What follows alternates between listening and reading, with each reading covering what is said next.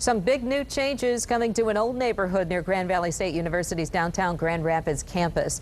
A local business owner now has permission to demolish 7 homes he owns along Seward and Vito. Despite complaints by some residents, the change is not good for the neighborhood. 24-hour News 8's Joe LaFurgey is live in Grand Rapids right now with this story. Joe? Yeah, Sue, really, all you need to do is walk from one side of Seward Avenue to the other side to see the challenge faced by city planners as they try to blend the old west side with the new west side, especially as developments, including the Grand Valley State University campus, continue to move further west into the old neighborhoods. It won't be long before the landscape along Seward Avenue changes. Many of these homes, all but one, are now vacant, will be gone. Green space will take over where they used to stand.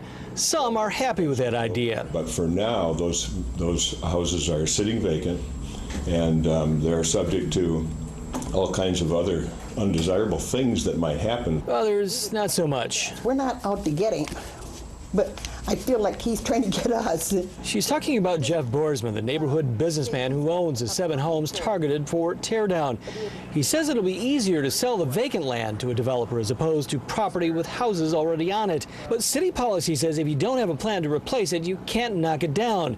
The policy is designed to preserve housing stock and avoid open space like the lot Boersma already owns just up the street. He wants to tear down another block, and then there'll be another block. And when is this going to stop? I am concerned about the west side. In the end, a majority of planning commissioners sided with Boersma. Zoning allows only single-family homes on sites now. Boersma's optimistic a proposed change in those zoning laws will allow apartments and condos on his lots in the future, the kind of housing that could serve GVSU students.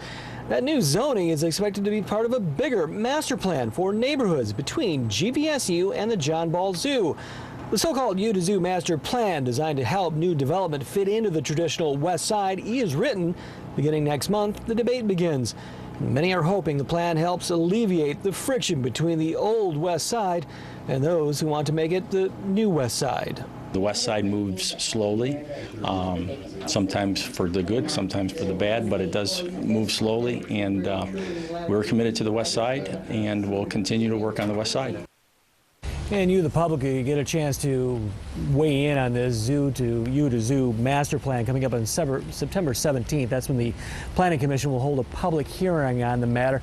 And if they do pass it, then it goes on to the City Commission for their approval. We'll let you know what happens. Live in Grand Rapids, Joe LaFurgey, 24-hour News 8.